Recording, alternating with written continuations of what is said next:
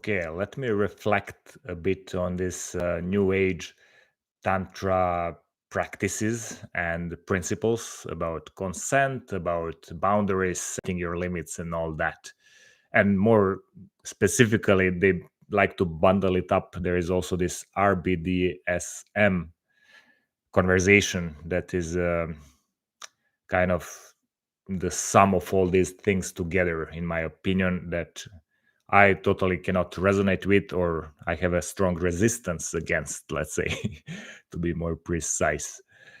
Um, Basically, in real life, when you encounter people, when you interact with them, and specifically, more importantly, when you interact with women as a man trying to interact with women on some sexual or romantic intentions, a big part of that interaction is the excitement that it brings, the exploration of the unknown, the risk that you might not get what you really want, that you might go too far in your interaction, you might be a bit more aggressive than you should be, and then she gets upset, offended, insulted, or even hurt.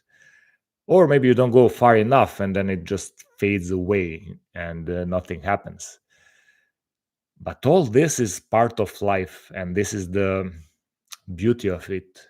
And this is what I personally crave in my interactions with women. Uh, and this Tantra practices, RBDSM conversation tries to avoid all that risk of people not being aligned and tries to put them on the same level of understanding of the interaction, makes them express initially their desires, boundaries, their limits, and tries to make everything so safe that nobody would cross each other's limits and nobody would get hurt. Even they admit it's not possible to completely remove the risks, but at least it's a bit safer, as they say. However, I agree with that. It's true. It will be much safer to have those interactions in such a way. And for me, even though it's true, it misses the original point that I tried to make in the beginning. It kills the excitement of the interaction itself.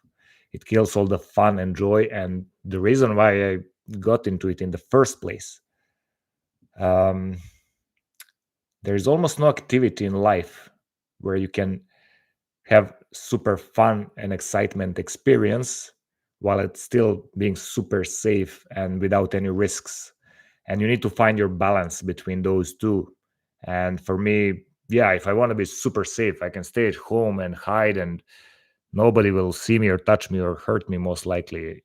Or I can go to the street and risk getting hit by a car eventually, who knows, or mugged, or maybe I meet an amazing woman and who knows what happens. And this principle of taking risks for the sake of having more excitement in your life or more exciting um, activities and interactions is what I like to have in my uh, interactions with women mostly.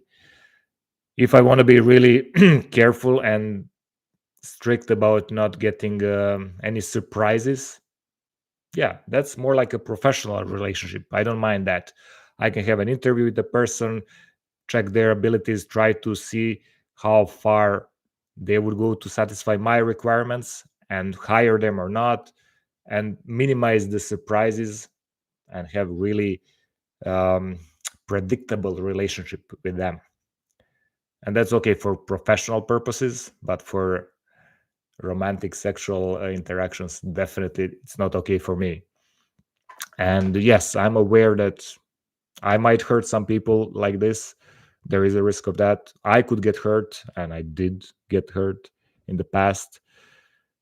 But that's the learning process, and I started to enjoy it after some time. Started to understand that there is no other way, while still maintaining the fun of it.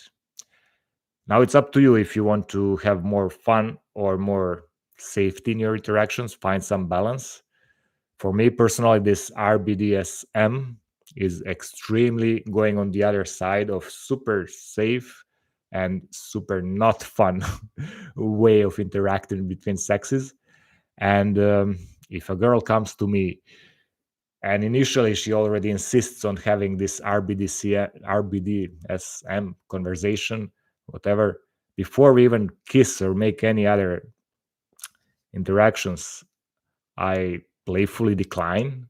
I try to tease her about that, and you can see that it's already crossing a bit the expected behavior, and I take a risk of her getting insulted or upset about it. And I do it not so much consciously as much as unconsciously, and then later realizing, okay, that's what I did, and yeah, I stand behind it. It's what I want to do. I'm sorry. Yeah, I hurt some people, maybe not too much, I hope, and I get hurt in the process sometimes, and I still love it, and I still want to do it that way.